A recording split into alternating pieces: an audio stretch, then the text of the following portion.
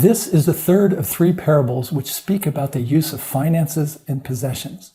The first was the rich fool. The second, the rich man and Lazarus. This parable, the unjust steward, is considered one of the most difficult parables to understand.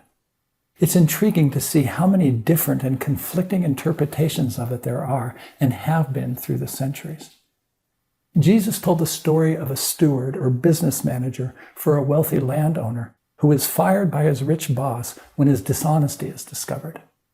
The steward then acts in his own best interest by further defrauding the boss. When the boss finds out about it, he commends the steward. This parable seems to be teaching that Jesus is condoning, even praising, the sinful behavior of the steward, which is certainly a bit awkward. In fact, in the 4th century, the emperor known as Julian the Apostate, who was the last non-Christian Roman emperor, used this parable to claim that Jesus taught his followers to be liars and thieves. There are a wide variety of interpretations of the meaning of this parable. Over the centuries, the parable has been said to be speaking about a range of things, including the giving of alms to the poor, the proper use of money, warning of imminent crisis, canceling of debt, the laws against usury, the steward giving up his commission, Jesus using irony to make a point, the rich man being the villain instead of the steward, that both the rich man and the steward were villains, that the rich man is foolish and doesn't care that the steward is dishonest, and about a warning to Israel. When you read the different interpretations, some seem very far-fetched and others seem more plausible. Amidst the many different and even conflicting interpretations and explanations, I will express an interpretation that seems to me to be an accurate explanation of the message behind this parable. It isn't the only possible interpretation, and you may have a different point of view. Because of the numerous options, I'll limit myself to this specific one, but you can research the other points of view if you're interested. Let's begin with the first verse of the parable, which introduces the two main characters and sets the stage for what's to come. Verse 1. There was a rich man who had a manager, and charges were brought to him that this man, the manager, was wasting his possessions. As the story unfolds, it becomes evident that the rich man was someone who owned a substantial amount of land, which he rented out to others to use for agricultural purposes, and who had a manager who was responsible to take care of his business. Someone had come to the rich landowner and told him that the manager was wasting the owner's assets. The word used for wasting here is the same Greek word used in the parable of the father and the two sons when speaking about the younger son wasting his wealth on personal pleasures. The manager had been accused of squandering the owner's wealth. Verse 2, and he called him and said to him, "What is this that I hear about you? Turn in the account of your management, for you can no longer be manager." The rich man lets the manager know that others have told him of his mismanagement, presumably that he has been taking advantage of his position and lining his own pockets at the owner's expense. Managers in 1st century Palestine and elsewhere in the ancient world conducted business in the name of property owners. They had full authority to conduct business in the name of the owner, as if they were the owner himself. Any contracts entered into by the manager in the name of the owner were legally binding for the owner. Before appointing someone as a manager of their business, household, and financial affairs, the owner would have to completely trust the person. Apparently, the rich man had placed this level of trust in his manager, only to have that trust betrayed. While the rich man explicitly trusted the manager and therefore didn't realize he was being taken advantage of, others in the community let the owner know what the manager was doing. When confronted by the owner, the manager says nothing. He doesn't defend himself. He doesn't ask who his accusers were. He doesn't deny it.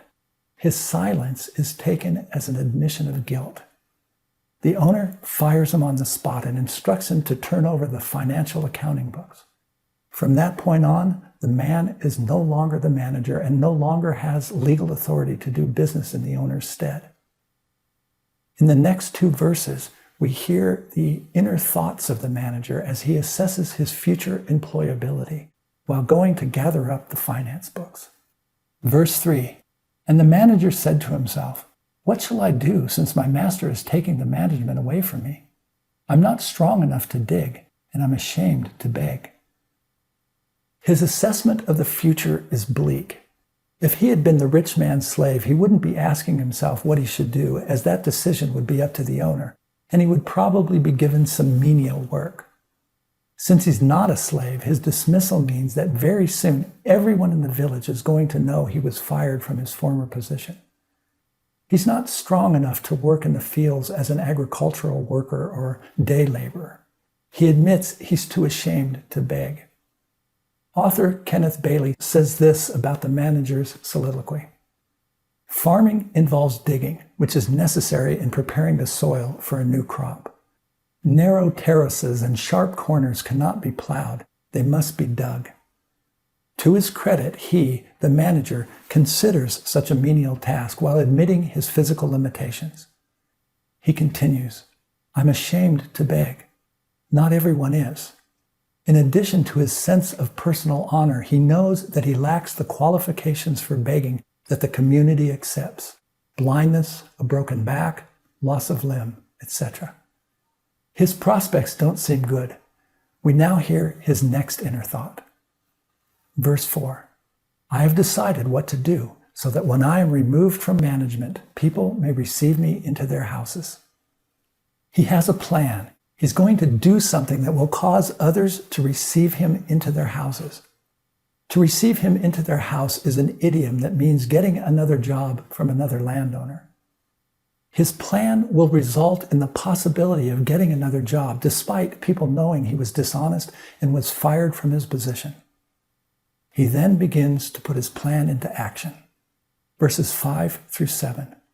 So summoning his master's debtors one by one, he said to the first, how much do you owe my master? He said, 100 measures of oil. He said to him, take your bill and sit down quickly and write 50. Then he said to another, and how much do you owe? He said, 100 measures of wheat. He said to him, take your bill and write 80. The manager summons the master's debtors individually. This act informs the listener that at this point, the only people who know the manager has been fired are the owner and the manager himself. Apparently, the landowner's servants don't yet know, as the manager most likely has ordered some of them to go to the master's debtors to summon them. If they knew he was no longer the manager, they wouldn't have followed his orders. The debtors don't know either, as if they did, they probably wouldn't have answered his summons and come to a private meeting with him.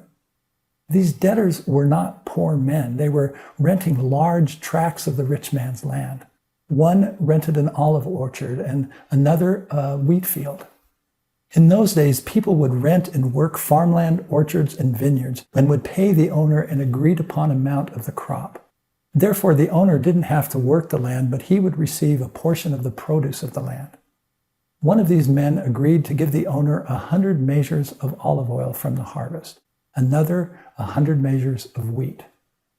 A measure of oil, from the Hebrew word bath, is approximately 39 liters.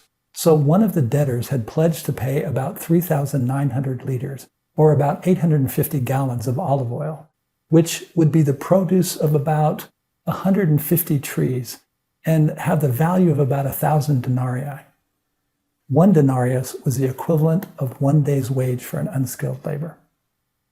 Another debtor had pledged to pay the master 27 tons of wheat from the harvest, which would mean a yield from a field of 100 acres. The value of the wheat owed was about 2,500 denarii. The unjust steward lowered the amount of oil owed by 50%, or 500 denarii. He lowered the wheat owed by 20%, also 500 denarii. So he instructed each of them to rewrite their bill so that it reflected 500 denarii less than what was originally owed, which was a significant amount of money.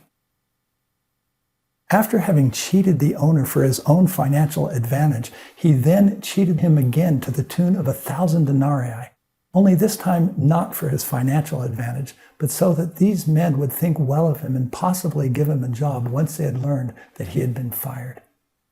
The debtors went away happy that the landowner had been so generous, and happy with the manager who they may credit for being the one who convinced the owner to extend such a generous gesture. In a sense, the manager has painted the owner into a corner.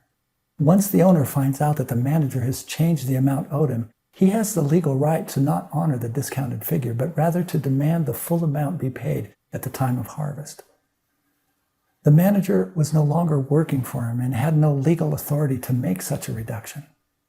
However, if he revoked the amended bills, he would lose all the goodwill he had just gained with his renters. And as the other members of the village heard about it, which they undoubtedly would, he would also lose their goodwill. The manager was once again stealing from the owner, yet in his shrewdness doing so in a way that worked to his advantage and benefited the owner. The story ends with the following. Verse 8, the master commended the dishonest manager for his shrewdness. It's clearly stated here that the manager is dishonest, so there's no inference that he's being commended for being good or righteous or repentant. He's commended by the master for his shrewdness. In other words, his cleverness and craftiness in dealing with other people. To grasp the point being made by the parable, it helps to understand a few things about the character of the rich man. While a few Bible commentators suggest that he was unethical in a number of ways, there are some things within the text that seem to indicate otherwise. The first is that someone came to him and told him that his manager was cheating him. This would indicate that the wealthy man wasn't treating his renters unfairly. They were loyal enough to help him avoid being cheated by the manager. Another indication of the kind of man the owner was is his treatment of the wayward manager. He was well within his rights to prosecute the manager and even to sell his wife and children into slavery. Instead, he just fired him from his job. Kenneth Bailey explains the significance of the nature of the rich landowner in relation to the parable. He is a generous man because he dismissed the steward but did not jail him. Furthermore, he could have sold the steward and his family as slaves to recoup his losses, yet he did not. His generous nature led him to refrain from both actions. In light of the extraordinary grace that he had just received, the steward decides to risk everything on one roll of the dice. He builds his ruse on the basis of his unshakable awareness of the generous nature of the master. He sins that grace might abound. As we will see, he is condemned for his action and praised for his confidence in the master's gracious nature. The manager was praised for his shrewdness. What he did was wrong and he was punished by losing his job, but he was commended for judging the nature and character of the owner and for his clever and crafty plan. His actions made him look good in the eyes of the renters. The community would also most likely hear that the owner was incredibly generous. The story of what the manager did would probably eventually leak out, and members of the community would smile as they thought about his audacious plan and how cleverly he enacted it. They would also realize that the owner could have originally punished him and sold his family, but he didn't. While it's unlikely that he would get hired locally as a manager because of his dishonesty, he might very well get hired for some other job because of his cleverness, which was his goal. His plan was a win for him and a win for the owner, even though it was an expensive win for the rich man. One author explained it like this. The manager who arranges things for himself dishonestly is so clever, so wise that the rich man, the owner of the estate, cannot help but be amazed. One can only imagine what he might do. He might slap his knee and say, "That scoundrel! I fired him just a couple of days ago for mismanagement. But now look, he has feathered his nest among my debtors, and he has used what belongs to me to do it. What gall, but how clever! He's a rascal, but a remarkably clever one." This parable probably brought a smile to the original listeners, like a movie or book about a thief whose plan is extremely clever, intricate, and imaginative does to many viewers or readers nowadays. But they would have also gotten the point that the owner was generous and kind. Instead of making the manager pay the price of his wrongdoings through legal punishment, The owner mercifully saved the manager and his family through his generosity, through his paying a very expensive price so the manager could go free. When the story itself is finished, Jesus said something further in way of application. Verses 8 and 9. For the sons of this world are more shrewd in dealing with their own generation than the sons of light. And I tell you, make friends for yourself by means of unrighteous wealth, so that when it fails, they may receive you into eternal dwellings. In this difficult to understand statement, Jesus makes a comparison between the sons of this world and the sons of light. The sons of this world deal with others in this world more shrewdly than do the sons of light. The sons of the world, like the manager, know how to wisely work within the world's system. They know how to make good deals, to make money, to gain wealth, to be successful in accordance with the ways and principles of the world. They use the world's material wealth to prepare for their earthly future. Jesus suggests a different way to operate. He tells the sons of light to wisely work according to a different set of principles, the principles of the kingdom of God, based on the loving, generous, and merciful nature of God. The sons of light are to use the ways of the kingdom by operating in accordance with God's will and acting in love and generosity towards others, to become rich toward God, to lay up treasures in heaven. Believers are told to use the money and wealth of this world, called mammon of unrighteousness in some translations, worldly wealth in others, to make friends in this world. In other words, do good things with your money. Be generous, share, give to those in need, help those you can. The time will come when money will no longer have any value or importance, and that time will come when you pass on from this world and enter the next. If you live according to the principles of God's kingdom, when you arrive in heaven, you will be welcomed into your eternal dwellings by those you have helped and who have passed on before you. In this parable, Jesus is once again showing the nature of God, who, like the landowner, is merciful and generous. He points out that believers, disciples, should learn something from the unjust steward. While what the unjust steward did was clearly wrong, he at least understood the nature of the owner and acted on that knowledge. How much more should we as believers understand the loving and generous nature of God, and with that understanding, live our lives with great faith in his love, mercy, and generosity, and at the same time emulate his attributes by being generous and forgiving with others. We all need money to make ends meet and to take care of ourselves and our families, but using some of what we have been blessed with to help others is a means of making friends with them, of letting them know that God loves them and wants to bless them.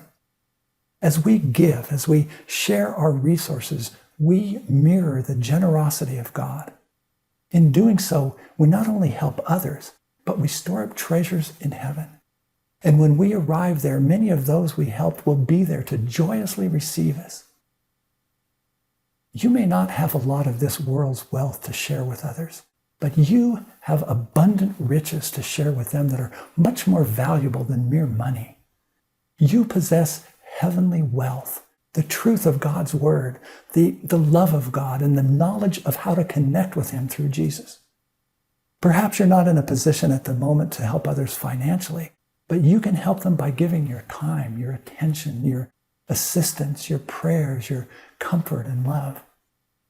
You may not have unrighteous wealth, but you have the wealth of righteousness, the means of salvation to freely share with others. May we share our financial and spiritual blessings with those in need so that they come to know our loving and generous God and his wonderful Son, Jesus.